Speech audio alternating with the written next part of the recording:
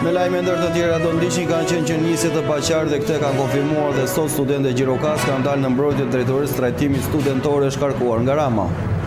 Qeveria ka sqaruar se do të paguhet nga 1 janari për çdo bebe qelin, por cilat janë procedurat. Euro nuk ndalë rënien e saj, ka kapur shifrën 123.7 lekëve duke shmangur një tjetër rekord të ulët. Edicioni informativ në televizionin Kanal 7 mundësohet nga Dhjetor.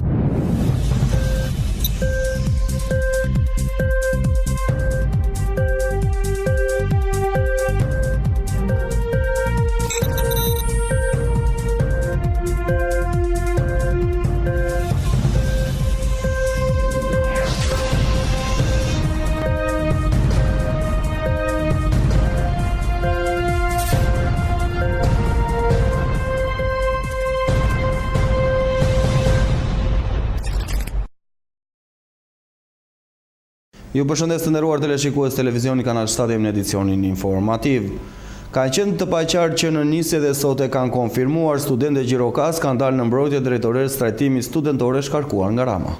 Ishin që në nisje të paqartë në protestën e tyre studentët e Universitetit të Gjirokastës, por sot e kanë konfirmuar këtë fakt. Më të pakët në numura ta kanë mbrojtur sot drejtoreshën e trajtimit studentor, Doriana Demo. Ishte kryeministri Rama që mori nismën e shkarkimit nga detyra të bordeve dhe drejtorët e administrimit studentor. Ju për ne jeni të huaj. Ju për ne jeni të huaj. Nuk e dije për kredite. Nuk e dije për kredite. Du reforme gjendje krize. Du reforme gjendje krize. Jam student, jemi studentë. Jam student, jemi studentë. Nuk kam frikë se jemi klientë. Nuk kam frikë se jemi klientë. Mjaft i shvat të gjepa tanë. Mjaft i shvat të gjepa tanë. Ne nuk jemi bankomatë. Ne nuk jemi bankomatë. Për reforma dhe tregtare. Për reforma dhe tregtare. Që gjithçka na e kanë marrë. Që gjithçka na e kanë marrë. Që na lë në varfëri. Që na lë në varfëri. Pa punë, pa dhije parini. Pa punë, pa dhije parini. Jo kredit për kredite. Jo kredit për kredite. Nga ana tjetër, rektori i këtij universiteti, profesor Bektash Mema, shumë i qetë tha se të gjitha kërkesat e studentëve, por shqyrtohen një nga një prej ditës së djeshme kur ju kanë mbritur një shkresë me 8 kërkesa. Është e vërtetë, ditën e djeshme studentët e Universitetit e Kerem Çabej kanë paraqitur pranë zyrës rektorit një sasi kërkesash, gjithsej 8 kërkesa, të cilat janë kërkesa specifike që adresohen institucionit dhe qysh nga dita e djeshme ne po merremi me analizën dhe do kalojmë në vendimarrjen e këtyre kërkesave. Janë kërkesa që fokusohen kryesisht tek problemet tilla si sistemi i ngrohjes në universitet, si problemet e bibliotekës për të pasuruar më teja, problemet leksioneve dhe teksteve mësimore, problemet e laboratoreve, janë probleme të tjera që lidhen me miratimin e një masteri në fushën e infermerisë, me shtimin e ambienteve, kryesisht e shtëpia ushtarakëve.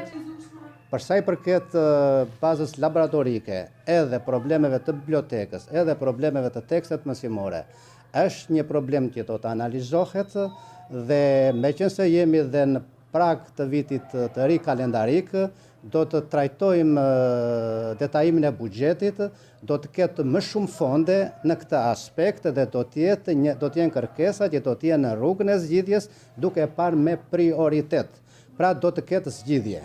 Sipas mundësive financiare që ka Universiteti i Gjirokastrës, do të konsumohen më shumë fonde në këtë drejtim. Për sa i përket programit master profesional në fushën e infermerisë, është përgatitur drafti nga Departamenti përkatës, i është përcjellë Ministrisë së Arsimit dhe dosja është atje dhe ne shpresojmë që ky problem do të jetë në rrugën e zgjidhjes dhe do të zgjidhet. Qeveria ka sqaruar se do të paguhen nga 1 janari për çdo bebe që lind, por cilat janë procedurat. Këshilli i Ministrave ka vendosur në mbledhjen e dieshme se sa do të jetë ndihma e menjëhershme financiare për nënat me foshnjat e porsa lindura dhe procedura dhënies së tyre. Sipas VKM-s përkatëse është vendosur që shpërblimi për lindje fëmije do të jetë në masën 40.000 lekë për lindjen e fëmijës së parë, 80.000 lekë për lindjen e fëmijës së dytë dhe 120.000 lekë për lindjen e fëmijës së tretë dhe fëmijë të tjerë në vijim. Ndërkohë për nënat që lindin binjak, masa e përfitimit do të jetë 80.000 lekë për secilin fëmijë. Kurse për nënat që lindin trinjak dhe më shumë, masa e përfitimit do të jetë në masën 120.000 lekë për secilin fëmijë. Ndihma e menjëhershme financiare do të përfitojnë dhe nënat shtelëse shqiptare për fëmijë të lindur jashtë vendit dhe të regjistruar sipas afateve ligjore të përcaktuara në ligjin e gjendjes civile. Nën postë gjendje civile, i atashuar pranë institucioneve të shërbimit spitalor ku kryet lindja, do të kryejë veprimet e verifikimit online të statusit të nënës që regjistron fëmijën e lindur në regjistrin kombëtar të gjendjes civile. Në regjistrimin e kryer verifikimi i nevojshëm për përcaktimin e masës së ndihmës së menjëhershme financiare, procedura e verifikimit online për identifikimin e nënës së fëmijës së lindur dhe statusin e saj, si dhe mënyra e përfitimit të ndihmës së menjëhershme financiare, përcaktohen me udhëzim të përbashkët të Ministrisë të Shëndetësisë dhe Mbrojtjes Sociale dhe Ministrit të Brendshëm. Ndihma menjëhershme financiare jepet nënës menjëherë pas lëshimit të dokumentit certifikat asistencë në lindje në përfundim të procedurave të regjistrimit të fëmijës në regjistrin kombëtar të gjendjes civile. Masa e ndihmës së menjëhershme financiare jepet në formën e një çeku të emëtuar në emër të nënës. Ai do të jetë i pagabueshëm në këtë formë. 35.000 lekë menjëherë pas lëshimit nga institucionet e shërbimit spitalor të dokumentit certifikat asistencë në lindje, 75.000 lekë menjëherë pas lëshimit nga institucionet e shërbimit spitalor të dokumentit certifikat asistencë në lindje dhe 115.000 lekë menjëherë pas lëshimit nga institucionet e shërbimit spitalor të dokumentit certifikat asistencë në lindje. Diferenca e mbetur prej 5.000 lekësh përfitohet pas përfundimit të procedurave të regjistrimit të fëmijës në regjistrin kombëtar të gjendjes civile. Vlera e përcaktuar në çek tërhiqet nga bankat e nivelit të dytë, me të cilat Ministria e Shëndetësisë dhe Mbrojtjes Sociale ka lidhur marrëveshje bashkëpunimi. Në rast se strukturat përgjegjëse konstatojnë përfitim pa të drejtë ndihmës së menjëhershme financiare, Ministria e Shëndetësisë dhe Mbrojtjes Sociale merr masa sipas legjislacionit në fuqi për kthimin e shumës. Euro nuk ndalë rënien e saj, ajo ka kapur shifrën e 123.7 lekëve duke shënuar një tjetër rekord të ulët. Euro ka vijuar rënien dhe gjatë ditës së sotme duke u prekur një tjetër nivel rekord të ulët. Sipas kur zyrtar të Bankës së Shqipërisë, një euro shkëmbyer sot nivelin e 123.7 lekëve, rreth 0.08 pikë më pak se një ditë më parë. Kjo është dita e 7 radhazi që moneda përbashkët humbi pikë përkundrejt lekut vendas. Prej fillimit të dhjetorit euro është nënçmuar me 0.6 pikë kundrejt lekut. Ekspertë argumentojnë që euro pritet të dobët, duke qenë se tashmë kemi hyrë në muajin e fundit të vitit dhe nivelin e këmbimit do të ndikojë dhe efektet sezonale. Zhvlerësimin e monedës së përbashkët, aktorët kryesorë të tregut argumentojnë me kërkesën e ulët për euro në treg. Sipas tyre, qarkullimi i paras ka qenë nivele tepër të ulta. Edhe dhënat e Bankës së Shqipërisë flasin për uljen e paras në qarkullim. Para gjithsesi në ekonomi ndryshe nga agregati, më tre shënon rënje gjatë muajit tetor në raport me tetorin e vitit 2017, duke të kurrë me 1.2 miliard lekë ose minus 0.10 pikë%. Krahas ofertës së shtuar të euros në tregun e lirë, qarkullimi ka dalë te lekut, vlerëson nga ekspertë si një nga arsyet kryesore që forcon monedën vendse për tepërpritshmërive. Përqendrojmë këto me në zhvillimet më të fundit nga rajoni dhe bota. Thereza May nisu drejt Brukselit për të marrë pjesë në samitin e BE-s vetëm pa kohë pasi i mbijetoi emocioni i mosbesim për kreun e Partisë Konservatore.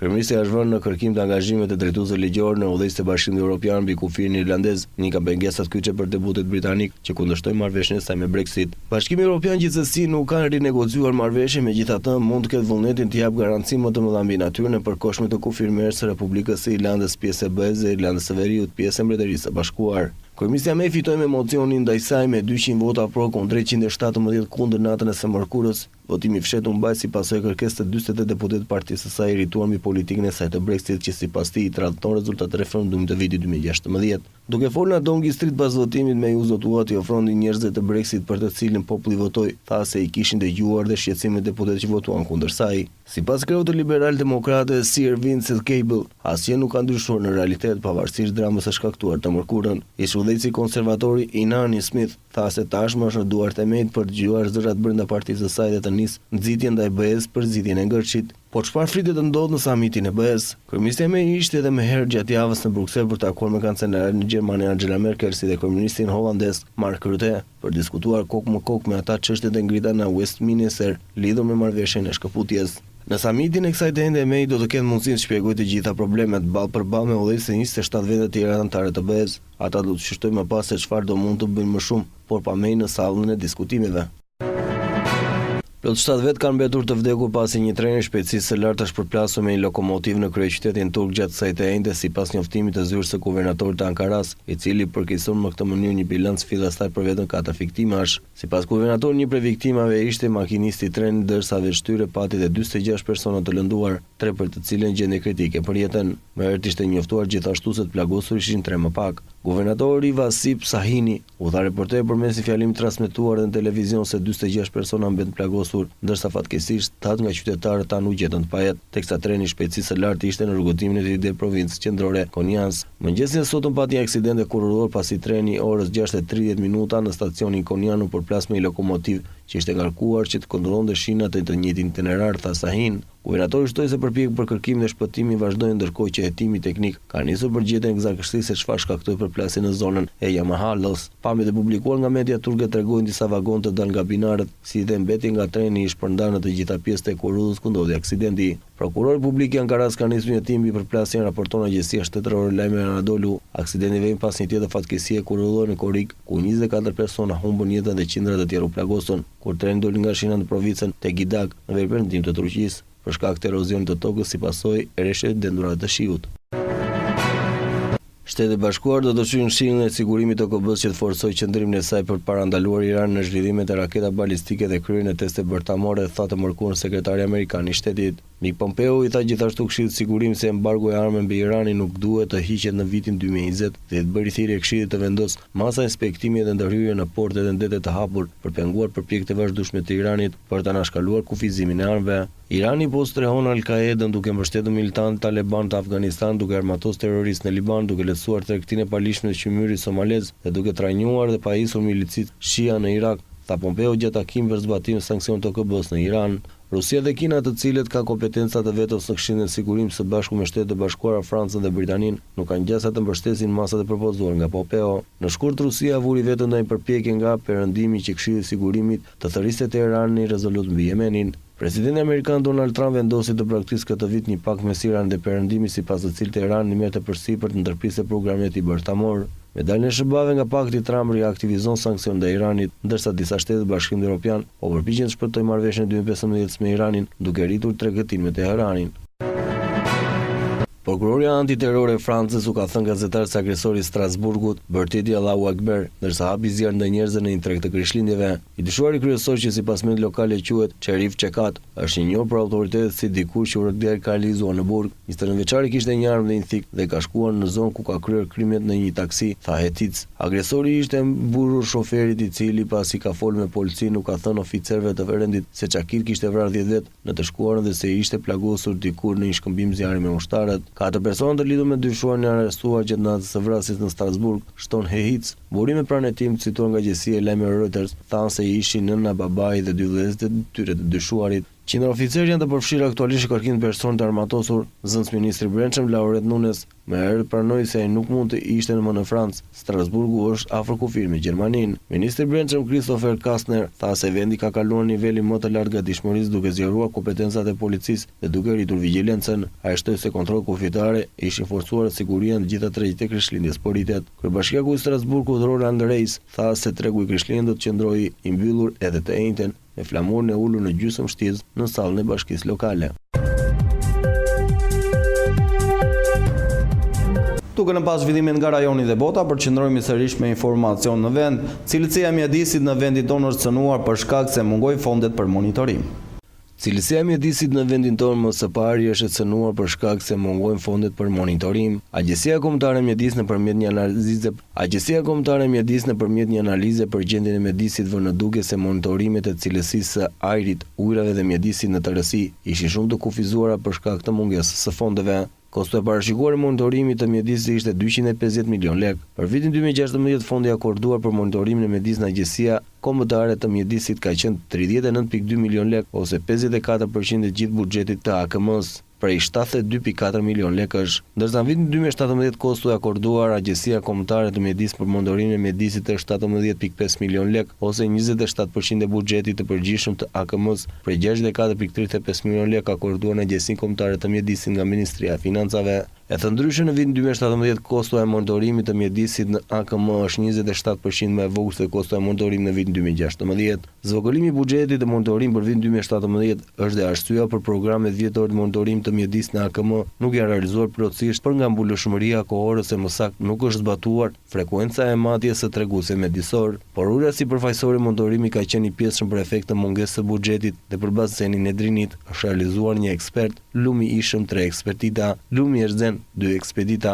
baseni Shkumbin 1 ekspedit, baseni i Semanit 1 ekspedit, baseni i Vjosës 1 ekspedit, baseni i Matit 1 ekspedit. E njëjtë konstatimi mund të thuhet edhe për monitorimin tregues të pyjeve dhe biodiversitetit, ku gjatë 2017 është realizuar vetëm gjysma e programit vjetor të monitorimit. Këshilli i qarkut Gjirokastër ka nderuar me titull nderi këngëtaren e njohur Irini Qiriako. Këngëtarja e njohur e muzikës tradicionale shqiptare, Irini Qiriako, është vlerësuar me titullin Nderi i qarkut, me motivacionin për interpretim mjeshtror të polifonis labe brenda dhe jashtë Shqipërisë. Ceremonia e vlerësimit të këngëtares, pjesë e ansamblit shtetëror të këngëve dhe valldheve, është organizuar mbrëmjen e dieshme me praninë e personaliteteve të shquara të artit dhe skenës shqiptare, si Margarita Xhepa e Roza Agnagnosti, të cilat kishin ardhur enkas nga kryeqyteti për të qenë pjesë e këtij aktiviteti në Gjirokastër. Kryetari i Këshillit të Qarkut, Edman Hilaj, i cili ka qenë dhe organizatori i këtij aktiviteti, u shpreh se vlerësimi i këngëtares Qiriako vjen në një kohë ku polifonia labe ka qenë e trajtuar mjeshtrisht nga vjet Qiriako ndër vite, dhe ky vlerësim është një detyrim që i ka labëria kësaj zonje, e cila ka promovuar vlerat e vërteta të polifonisë.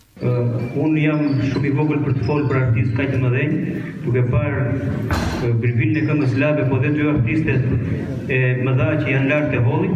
Kështu që unë vetëm thjesht do të lloj titullin se skena i takon aktorëve, nuk ta takon ne që të flasim këtu në skenë.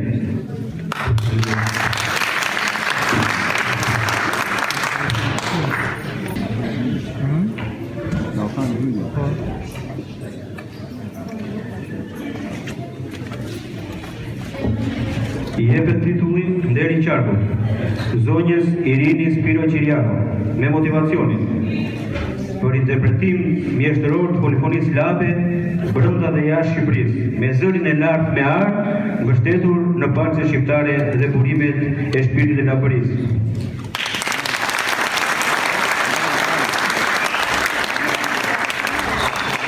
Ndërkaq këngëtarja Irini Qiriako ka vlerësuar organizatorët për dhënien e këtij titulli, i cili e motivon edhe më shumë për të qenë promovuese e vlerave burimore popullore.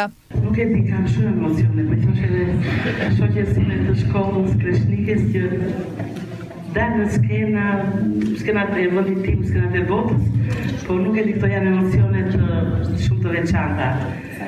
Ju falenderit shumë për nderin e madh që keni bërë. Falenderit shumë gjithë popullit të Gjirokastës, qarkut të Gjirokastës, gjithë rrethet ku shpërfshihen këtu që jemi 7 rrethe më tha. Shpesh vite përpara këtu në Gjirokastër, në festivalin e madh në Kalar, dhe kemi kujtimet dhe mbresat më brillante, sepse ju Gjirokastrit na keni hapur dyert në shtëpi, na keni mbajtur, na keni ushqyer, na keni lëshuar dhomën speciale, domethënë siç dini ju të prisni. Shumë faleminderit.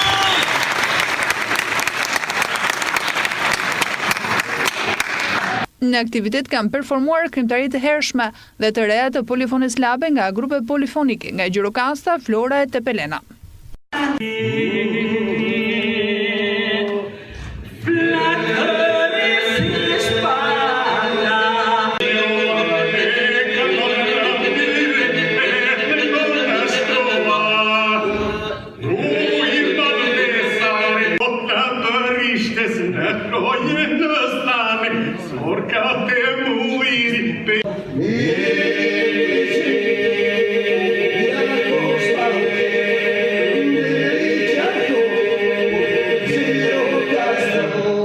Përqendrojmë të momentet tek parashikimi i mod, ku grafika na një me motin për ditët në vijim.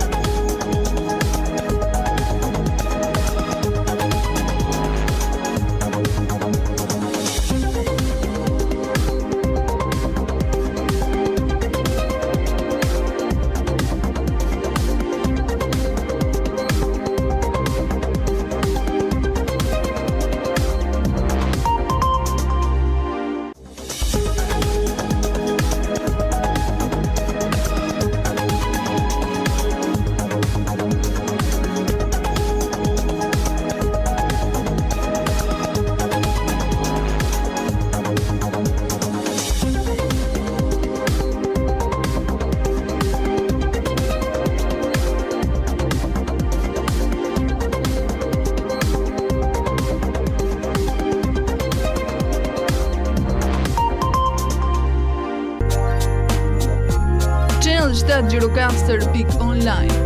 Faqja e zërit tonë të përbashkët. Mjafton një klik dhe aty do të gjeni lajmin që ju kërkoni. Channel 7 Gjirokastër online. Mund të na ndiqni kudo ku ju ndodheni. Lajme minutë pas minute, emisione, kronika, shtypi i ditës, fotolajm, kulturë, kuriozitete, kuzhinë, sport, transmetim live. Channel 7 Gjirokastër.online. Ajo që ju duhet. Zëri joni përbashkë.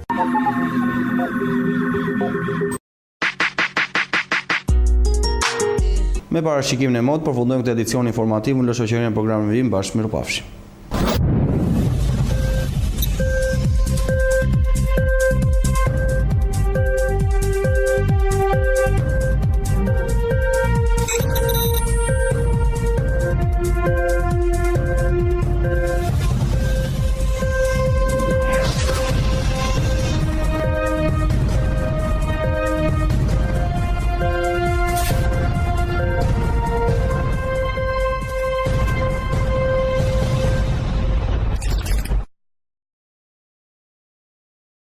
Edicioni informativ në televizionin Kanal 7 mundësohet nga epi Plot Dekor.